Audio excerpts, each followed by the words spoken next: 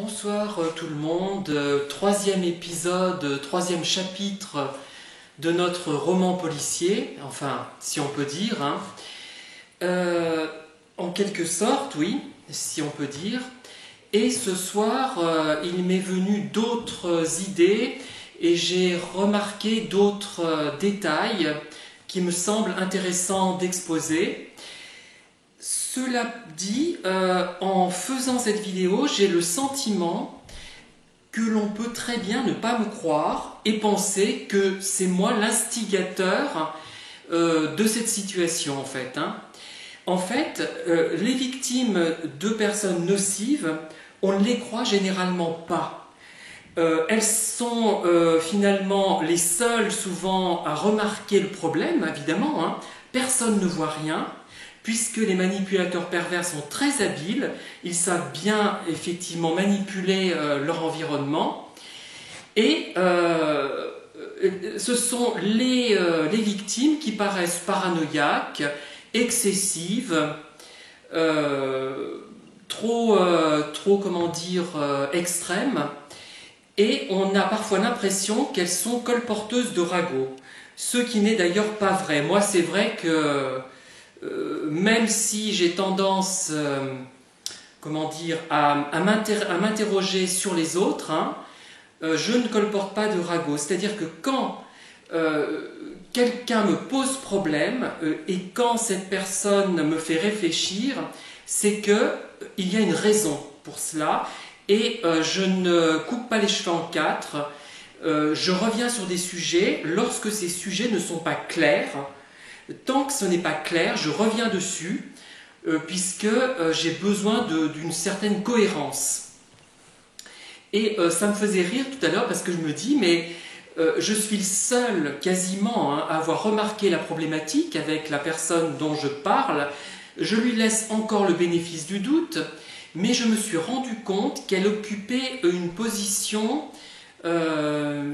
qu'on pourrait qualifier de névralgique, je ne sais pas comment trouver le terme, comme une araignée au centre d'une toile. C'est-à-dire que tout passe, une araignée qui ferait un peu l'agent de circulation, tout avant de tuer ses victimes, avant de leur sucer le sang. Elle est au centre de sa toile et tout passe par elle finalement. Et c'est elle qui transmet les informations, et notamment les informations négatives, à tel point que l'on peut développer un avis vraiment négatif sur quelqu'un à cause de cette personne. Et on se rend compte de rien. On se rend compte des choses quand elles sont arrivées. Au bout d'un moment, il y a un déclic qui se fait dans notre esprit, tous les éléments prennent leur place, on se rend compte qu'on a été grugé. Et dans ce cas, la première fois que j'ai vu cette personne, lors de la première séance, j'étais extrêmement enthousiaste, mais trop enthousiaste même. C'était trop beau pour être vrai. Et ça m'a rappelé une situation, aujourd'hui simplement, avec une collègue de travail, il y a fort longtemps, que j'avais trouvée aussi absolument formidable, exceptionnelle, et qui me fait penser à cette personne à laquelle je fais allusion dans ces vidéos. Et donc, il y a eu plein d'indices, comme ceux que je vous ai racontés dans les deux vidéos précédentes. Mais là, j'ai remarqué sur un réseau social que une personne, on va l'appeler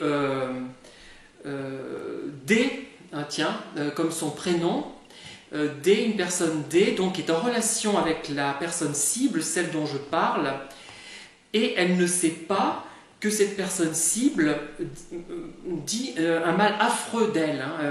C'est abominable, enfin, comment dire, abominable, non, n'exagérons rien, mais elle est vraiment remontée contre elle, elle ne le sait pas. Elle m'a tenu des propos très négatifs sur elle, et j'étais d'ailleurs très embarrassé, puisque je connaissais la personne D, j'avais pour elle une estime réelle, même si on n'était pas réellement de grands amis.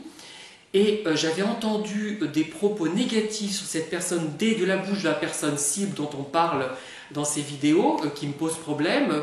J'hésite à dire si elle est hypersensible ou perverse, je n'en sais encore rien avec certitude, on ne sait jamais, je laisse à cette personne le bénéfice du doute. Et ces informations négatives m'avaient été données au départ de la relation et j'ai voulu l'occulter. J'ai fait celui qui ne voulait pas entendre. Je n'avais pas envie d'entendre.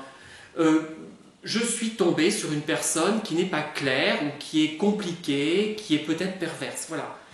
Et je n'avais pas envie de l'entendre, simplement, et je l'ai mis dans un coin de mon cerveau. Je dis, bon, balayons ça, oublions, faisons plutôt, soyons optimistes pour une fois, faisons attention à ce qui est bien dans cette situation, arrêtons d'être pessimistes, et je suis entré dans bêtement, bien que connaissant le sujet, et ayant été confronté souvent à des personnes manipulatrices, je suis probablement, je dis, tombé sur une autre personne manipulatrice. La connaissance que j'avais de tout ça m'a aidé, donc maintenant elle m'aide à analyser la situation, mais au départ, je n'ai rien vu. Bon, après, on peut en sortir plus facilement, et en fait, je dirais pas que la situation m'amuse, puisque depuis la deuxième vidéo, je suis un peu moins optimiste, parce que je suis quand même, je m'approche quand même d'une réalité qui est l'hypothèse selon laquelle la personne était perverse tend à se confirmer de plus en plus. Mais j'attends encore, parce que je n'ai pas envie de penser du mal d'une personne qui ne le mériterait pas. Voilà, c'est ça. Mais je me tiens encore plus à distance, et j'essaie maintenant de prévenir doucement les gens, mais sans être trop affirmatif, de façon à ce qu'ils puissent eux-mêmes éviter d'être confrontés à cette personne qui peut leur nuire. Voilà. Bon, après, les capacités de nuisance, elle est surtout amicale, hein. Elle ne peut pas leur nuire directement. Et je me suis rendu compte que j'avais développé des opinions négatives de plusieurs personnes, hein, et qui étaient peut-être infondées, parce que j'avais écouté cette personne. Hein.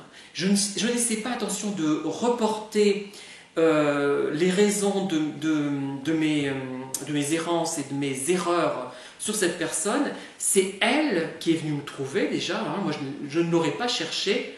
Comme dirait Martine Carole dans Madame du Barry, quand je vous ai trouvé, je ne vous cherchais pas. Je ne la cherchais pas, hein, ni consciemment ni inconsciemment. J'aurais plutôt cherché, si j'avais vraiment voulu chercher quelqu'un, c'est l'équivalent, un homme ressemblant à Gordon Scott. C'était un Tarzan des années 50-60, hein, qui jouait dans des péplums également. Voilà. Je ne cherchais pas de jeune femme comme ça. Non, ça m'a jamais... non. Et je suis tombé dans le panneau. Alors, je me suis rendu compte aussi que cette personne occupait donc une position un petit peu stratégique, finalement, à un moment donné, et qu'elle se trouvait donc, comme je vous l'ai dit, au centre d'un réseau qui lui permettait de converser avec les uns et les autres et de répandre finalement son venin. Hein, parce que, bon, là, je suis en train de me diriger vers l'hypothèse selon laquelle la perversion serait vérifiée. Hein. Mais bon, j'attends quand même d'en apprendre davantage. On ne sait jamais, il peut y avoir une révélation, qui sait. Et voilà. Et en y repensant à toute cette histoire, je me souviens qu'il y avait des personnes que je connaissais un petit peu vaguement qui semblaient également sous emprise. Enfin, au moins une. Quelqu'un peut-être pas fragile, mais qui se posait des questions sur son orientation sexuelle, par exemple. Hein.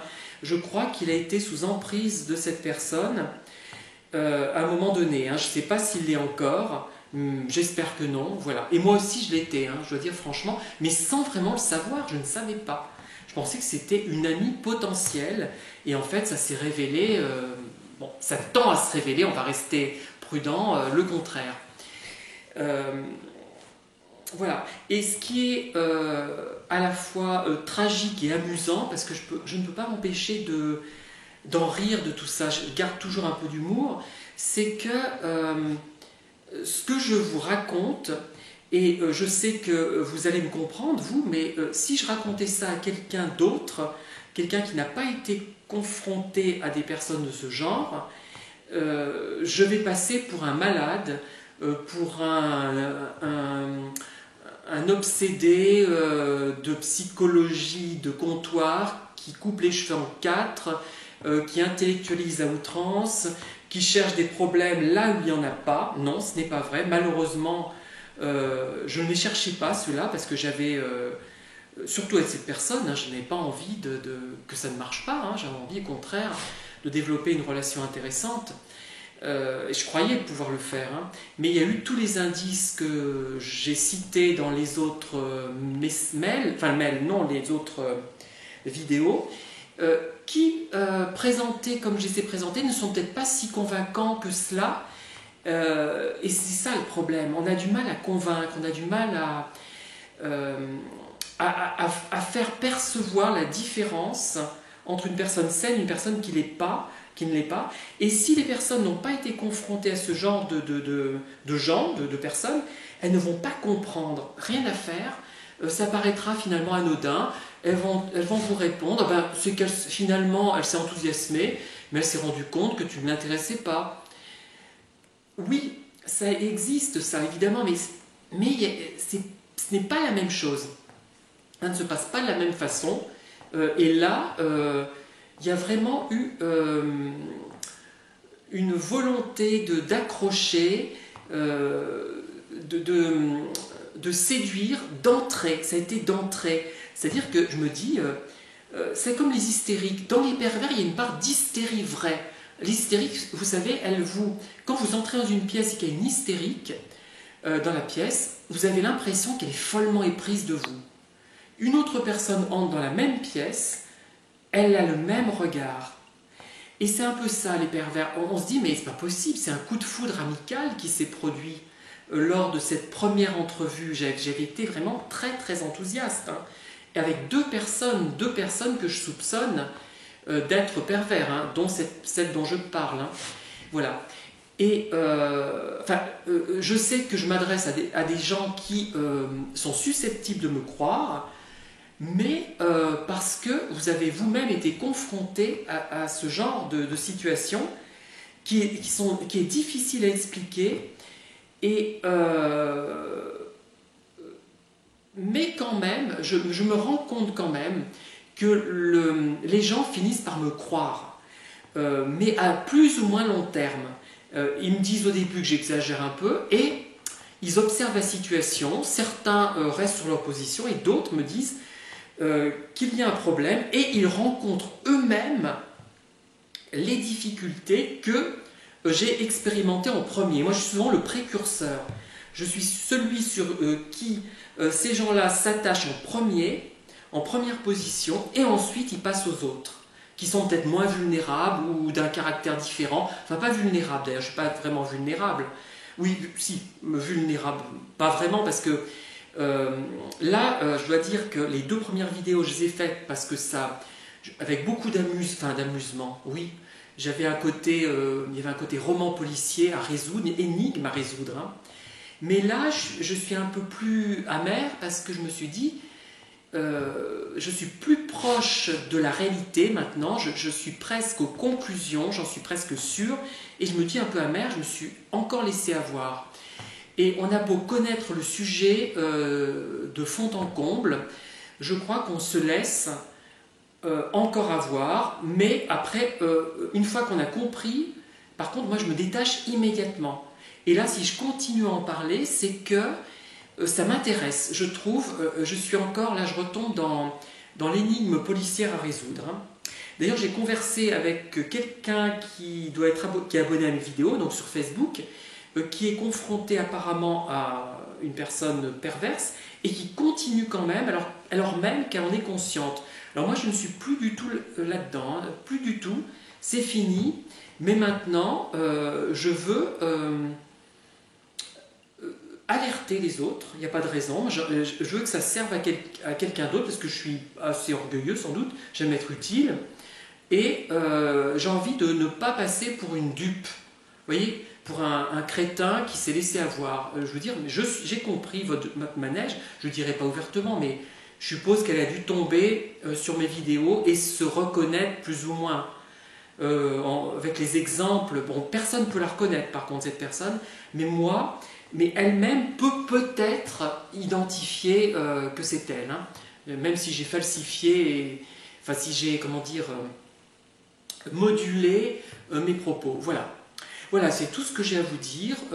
Je pense que je ne ferai pas de vidéo avant longtemps sur ce thème, puisque je n'aurai pas d'informations complémentaires. Que dire que j'espère qu'il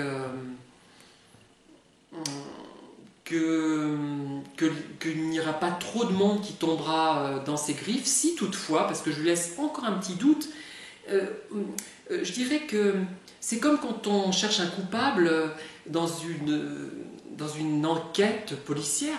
Il y a plein de faisceaux, plein d'éléments qui forment des faisceaux et qui tendent à nous prouver que c'est la personne qui a fait le coup, la personne A qui a fait le coup, alors qu'en fait, à la fin, on se rend compte que c'est la B, parce qu'elle avoue, elle ne se rétracte pas, parce qu'il y a une preuve vraiment irréfutable, alors que tout laissait croire que c'était la personne A. Voilà, donc on ne sait jamais, ça peut être une série de malentendus, d'informations mal interprétées, d'exagération de ma part peut-être, hein.